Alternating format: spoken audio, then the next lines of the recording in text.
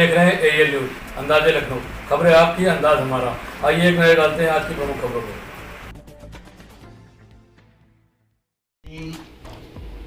मैं आप सब को वेलकम करता हूँ जो जहाँ एक सही मौके पर तशरीफ़ लाए हैं। ईद इस्लाम में कई ईदें हैं, लेकिन जो ईद सबसे बड़ी मानी जाती है वो ईद उल फितर है, जो रमज़ान मुबारक की खात्मे पर चांद देख कर मनाई जाती है। मुझे पता नहीं आज पर कितना टाइम मुझे दिया है, लेकिन मामला हमारे यहाँ मुसलमानों में कुछ शुरू से गड़बड़ हो गए हैं और मैं बहुत माजरत चाहता हूँ, बहुत माफ़ी चाहता हूँ कि इन हालात के ख़राब होने में मुसलमान मौलवियों का हाथ बहुत है। इसमें एक मसला ईद का भी है। ईद जब चांद दिखाई दे जाए शव्वाल का, उसके दूसरे दिन ईद होती है। भाई ये इस्लाम में तकदीर इस मसले में नहीं है। इसका ताल्लुक दिन से थोड़ी के चांद होगा कि नहीं होगा, ये तो एस्ट्रोनॉमी और कॉस्मोलॉजी से मुताल्लिक़ मसला है। इसीलिए हमने जब पेशन गोई की है तो हमने किसी पोस्ट कर रहे हैं जो इस्लाम के खिलाफ पोस्ट ऐसे आ रहे हैं, उस पर तमाम लोगों ने पुलिस में FIR भी दर्ज की है, तहरीर भी दी है। उसके बावजूद ऐसे तत्वों के खिलाफ ना तो सरकार और ना ही पुलिस प्रशासन कोई कदम उठा रहा है। जो ऐसे पोस्ट किए जा रहे हैं जिससे देश का सांप्रदायिक सौहार्द बिगड़ सकता है। बिल्कुल, और मेरी नज़रों से भी कुछ ऐसे पोस्ट आए थे जिसकी मैंने खुद भी कंप्लेंट करी हज़रतगंज कोतवाली में जाकर के, लेकिन उन्होंने तहरीर रिसीव करी, आज तक उसकी FIR दर्ज नहीं हुई।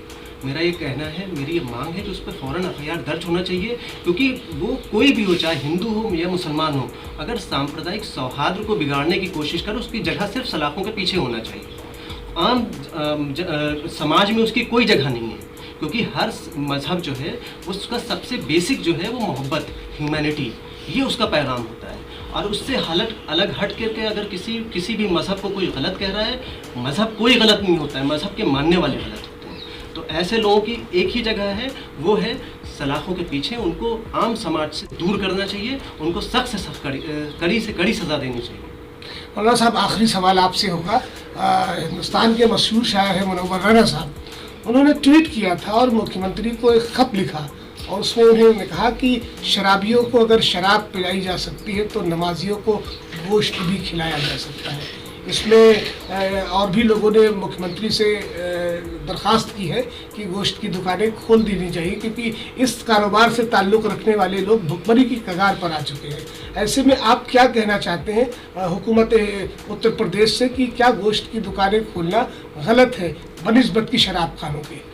देखिए, गोश्त तो बिकेगा, दुकानों से लिया जाएगा, ये सब बहुत पेचीदा मामला है। लेकिन अब फ़र्क ये है कि जो गोश्त आपको 80 रुपये किलो मिलता था, अब 900 रुपये किलो मिलता है। तो मार तो आपके गरीबों ही पड़ेगी, वो नहीं खा पाएंगे गोश्त। बाकी जो हमारे माशाल्लाह नेता हैं, बड़े नेता की पहचान क्या है? जितना बड़ा नेता होगा उतनी बड़ी उसकी तोंद होगी। तो आप ये समझ लीजिए कि तोंदियल नेता जो हैं ये कहीं से भूखे नहीं रहेंगे, ये सब खाते रहेंगे, मरेंगे। हम गोश्त खाना वाजिब नहीं है, और अगर हिंदू भाइयों के हमारी दिलादारी होती तो बिल्कुल इस्लाम ने मना किया कि आप ऐसा गोश्त ना खाइए। लेकिन यहाँ मसला ये कि आपकी इंटेंशन क्या है, व्हाट्स योर इंटेंशन है? दिस इंटेंशन यही है कि गरीब जो है वो कुछ ना खाने पाए, हम सब कुछ खाते हैं। डेफिनेटली। तो नाज़रीन, आपने देखा कि ये भी सरकार, एक सवाल मेरा इसमें कि बहुत सारी बात क्रिटिसाइज किया गया एक धड़े को जिसको तबलीगी जमात कहते हैं, और बहुत सारे लोगों ने उनके फेवर की बात की। तो क्या डिस्क्रिमिनेशन समझते हैं सरकार की तरफ या कुछ मीडिया हाउसेस की तरफ से?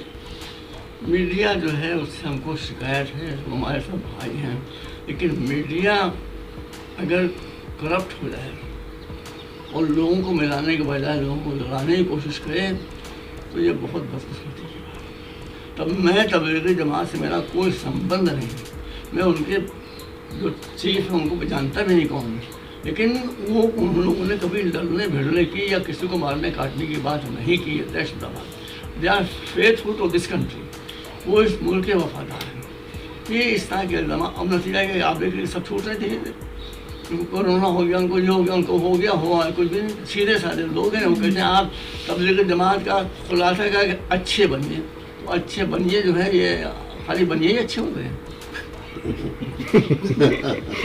नहीं, ऐसा नहीं है। लिहाजा आप ये देश हमारा है, ये मुसलमानों का है, ये हिंदुओं का है, ये सिखों का है, ये सबका देश है। हमको ऐसी बात नहीं करना चाहिए कि जिससे इस देश की इंटीग्रिटी पर कोई असर पड़े, यहाँ की जनता में इफ्तराक हो, इंतशार हो, इसमें कोई हासिल नहीं। करोना ये नहीं देखेगा कि हिंदू है कि मुसलमान है, शिया है कि सुन्नी है, वो तो एक हवा चलेगी, दूसरी आएगा अपनी झपट को लेकर खत्म कर देंगे।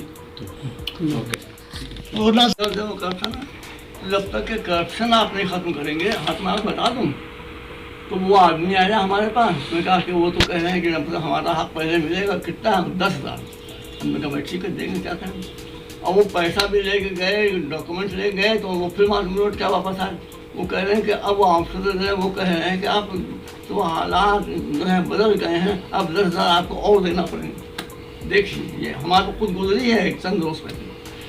उसके बाद हमने कहा अच्छा भाई ये भी नहीं, वो गए उनका अब हालात बदल गए, आपको 10,000 और बढ़ा पड़े।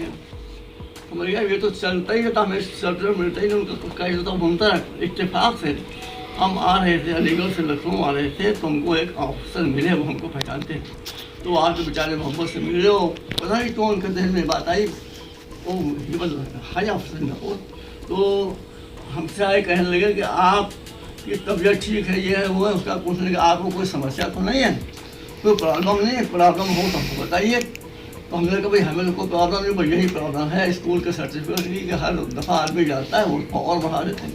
कहने लगे कि अब आप अपने घर में जाके बैठिए, आपको ये सर्टिफिकेट बाई मेल मिल जाएगा, वहीं जाने की जरूरत नहीं। वो हाई ग्रेड ऑफिसर थे, तो हमको देखते आ गया हमारे घर में। हफ्ते को शनिचर को हम लखनऊ पहुँचे थे, मंगल को रजिस्टर्ड डाक से वो सर्टिफिकेट हमारे पास। जस्टिस नहीं, एक सेकंड बात खत्म हो जाए।